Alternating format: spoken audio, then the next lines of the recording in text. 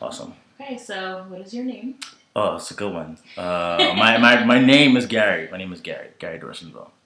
Cool. So first question: do you have a hair preference for Black women, and if so, why? I do not. I have a. The reason I don't, I got a mom, I got a sister, and like I'm the youngest, so uh, seeing them change their hair and their hair change all the time, and like being a part of that process, like being in Dominican like salons and Yeah. like sitting with my sister while she takes like 4 to 6 hours to 12 hours to braid her hair. So like I feel like I've seen so much of it. I really have like no preference whatsoever. I do enjoy braids. It's probably like my favorite style of them all because it's just like you know what I mean? Like it's they're twists, they're long. Normally, it take a lot of time, and I really like that idea of like taking a lot of time to do something. So, braids are kind of like my favorite thing because I always feel like you got braids on, that was a project, and you're probably gonna have them Jones for a minute. So, like that's my favorite, but no preference. I'm good with it all mostly. True. So if you had to like make a prototype of a beautiful Black woman, Oh man, what would it be? what would it be? 5'8" or so. You know what I mean? Probably like braids, some type of like dark colors on, like to kind of complement her flesh, like a mauve or like a maroon, like something like probably like natural, like semi hippie. And this is my ideal like beautiful Black woman. Probably like semi okay like crooked teeth because my teeth are kind of weird, so I'm kind of weird about teeth too. Like it's a little strange, but and that's probably it mostly. Appearance changes all the time, so if I saw like that, that's probably like that's my type. Oh hey girl, Okay. what's going on? Yeah. True, true. So what does it mean for a Black woman to be natural? And you can interpret that however way you would. Yeah, I think it's a hair. It's a hair. It starts with a hair thing, and then I think it like evolves into a lifestyle, right? So like my sister has now just gone natural, and it starts with hair, and now it's like what food am I eating? Like the stuff that I'm putting on my face and body. Like me, I consider myself like I'm natural. Like I went natural. I stopped like no wave grease and brushing and all that stuff. Like I kind of embrace like a holistic approach. But I think it's a general idea of like what am I putting on and in my body and why. I just think it's like it's my hair, it's my body, and then like finally it's like your spirit, which is probably the first thing it should be. But it's definitely like those are the women that like meditate and you know what I mean can tell you about chakras and like suggest you books to read because they're like about it. Yeah, I definitely understand that. I'm not as about it as they are, but that's also the reason that I'm really attracted to natural women because they bring that like extra element of it that sometimes I neglect because I like to watch TV and be a dude. And, yeah. You brought up that you consider yourself natural, which I think is awesome because you never really hear the man's side, Right. Like being natural. Being natural. And I personally have never even really thought of like guys being natural because for me it's just like you have a Caesar and like that's it. Right. But like there is a whole process of like the waves and the do rag. It's really a project. I don't think people understand like. For especially for gentlemen, like for dudes, it's such a ritual in the morning. You wake up, take your do-rag off, you brush your hair a certain amount of times. Like so, some of them do it in the evening. Some people like come home from school. Like, this is what I used to do as a kid. Come home from school, wave regimen. Okay, like the grease, the hair, the do-rag, the heat towel, all that, and then I did everything. I wanted the 360 waves. And like now that I consider myself natural, that's more like I don't really care about that. Like my beard grow. Shape ups and Caesars and stuff like that. I do it my own like volition or like somebody died or somebody's getting married or something like that. Like, and then like the food thing, stop eating fast food and kind of got into the more spiritual side of things. So I definitely would consider myself natural, and I learned that from women. Like I learned the most from women and God, and so like women taught me the natural thing. So nice, awesome. So because it is uncommon for Black women to wear their natural hair. Do you feel as though there's a certain type of fascination or curiosity, not even like you personally, but like general? In general, yeah, I think for certain. I mean, even with me, so trying to compare it, like my beard, I have coworkers that want to touch my face, and it's a strange thing. It's like, yo, it's attached to my face, This is very weird, but there's definitely a fascination of, especially since I think weave is such like a magical thing for white people, and not just white folk, but people that don't understand it.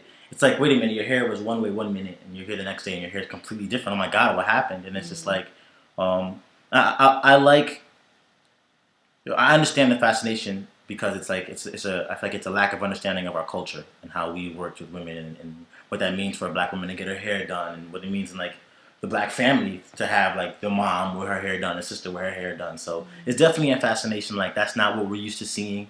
This isn't what we're used to seeing from like even like your race. Like what is that? You know, and is it real? That's the one thing I feel like about natural hair. That's the biggest question. Like it's less of like I want to touch it and more so like is this you? Like are we seeing the real you? And I think that's why people are so fascinated. Um, I got a weird opinion about it because I feel like a lot of people get really aggressive about it. Like, no, you can't touch my hair. Blah, blah, blah. I'm like, yo, let them in. Let them in. Let them know, like, yo, this is what it is. This is what's going on. And this is what I feel like it should be like. Because that's what I try to do with my face a little bit. I know it's hard to correlate, but it's the best that I can do. Yeah, definitely understand that. So do you feel that Eurocentric ideals prevail in this country? And if so, how? Yeah, I mean, Eurocentric. I guess that's like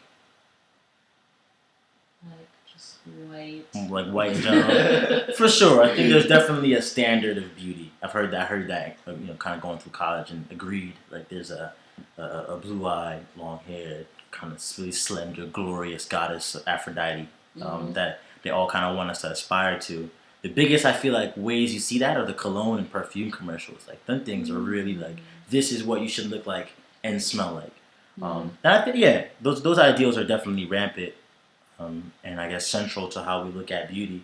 But thankfully, like thanks to things like Instagram and Twitter and Facebook, I feel like we're breaking through that wall of what is beautiful now. Like my Instagram, if you look at it, it's just full of like natural hair things because it's just, I have no shame in my game at all. Like, it's just black women all day. I'm like double tap. So we're fighting against it. It's definitely a surge against what those central ideas are, but they're there for sure. Yeah, definitely. So how do you feel that the media or society or just beauty standards in general influence who you are attracted to? Man, it's great. For me, that's a great question because I'm a huge media head. Like, I love movies, I love TV.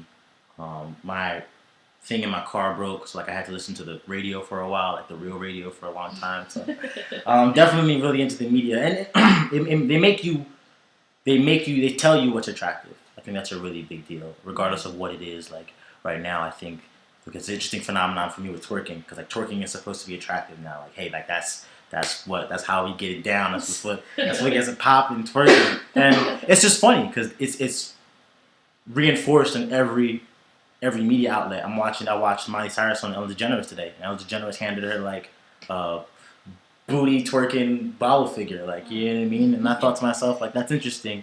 So they tell you what to like, you know, who's pretty, who's not pretty, why they're pretty, and why they're not pretty, and even with the gentleman, like who's handsome, what's not handsome.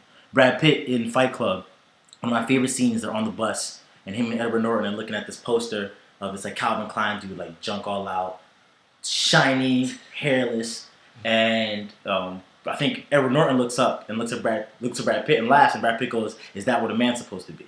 And so that's what I feel like media does. Like it tells you, like, hey, this is what you're supposed to be. But once again, I have a firm belief, like Twitter, Instagram, Facebook, all those social medias are helping us break through all those molds, right? Because now the voice isn't just from that one commercial company or the one magazine company. Now, like, I'm a magazine company. I'm a commercial company. Like, my posts, the things I like, control the commentary. So I feel like we're fighting against it. There's definitely going to be a time where not that there's going to be no standard of beauty, but it's going to be really different from what I believe we've been seeing for a really long time.